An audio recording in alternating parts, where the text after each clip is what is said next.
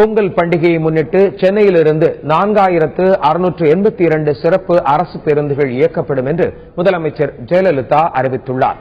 இது தொடர்பாக அவர் வெளியிட்டுள்ள அறிக்கையில், தமிழ்நாடு அரசு போக்குவரத்து கழகத்தின் சார்பில் கோயம்பேடு புறநகர் பேருந்து நிலையத்திலிருந்து அனைத்து மாவட்ட தலைநகரங்கள் மற்றும் முக்கிய ஊர்களுக்கு சிறப்பு பேருந்துகள் இயக்கப்பட உள்ளதாக குறிப்பிட்டுள்ளார்.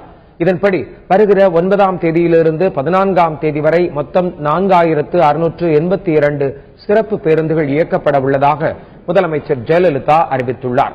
இது தவிர 9ஆம் தேதியிலிருந்து 14ஆம் தேதி வரை மாநிலத்தின் மற்ற முக்கிய ஊர்களிலிருந்து பல்வேறு இடங்களுக்கு மொத்தம் 7942 சிறப்பு பேருந்துகள் இயக்கப்பட உள்ளதாகவும் அவர் தெரிவித்துள்ளார். எனவே பொங்கல் பண்டிகைக்கு மொத்தம் 12624 சிறப்பு பேருந்துகள் இயக்கப்பட உள்ளதாக முதலமைச்சர் ஜெயலலிதா குறிப்பிட்டுள்ளார். பொங்கல் பண்டிகை முடிந்த பின் பொதுமக்கள் தங்கள் ஊர்களுக்கு மீண்டும் திரும்பும் வகையில் 15ஆம் தேதி முதல் 19ஆம் தேதி வரை இதே அளவிலான பேருந்துகள் இயக்கப்படும் என்றும் அவர் தெரிவித்துள்ளார். பொங்கல் பண்டிகை நாட்களில் சென்னையில் 600 சிறப்பு பேருந்துகள் இயக்கப்படும் என்றும், காணும் பொங்கல் நாளான 17ஆம் தேதி மெரினா கடற்கரை, வண்டலூர், மாமல்லபுரம் போன்ற சுற்றுலா இடங்களுக்கு கூடுதலாக 200 சிறப்பு பேருந்துகள் இயக்கப்படும் என்றும் அவர் குறிப்பிட்டுள்ளார்.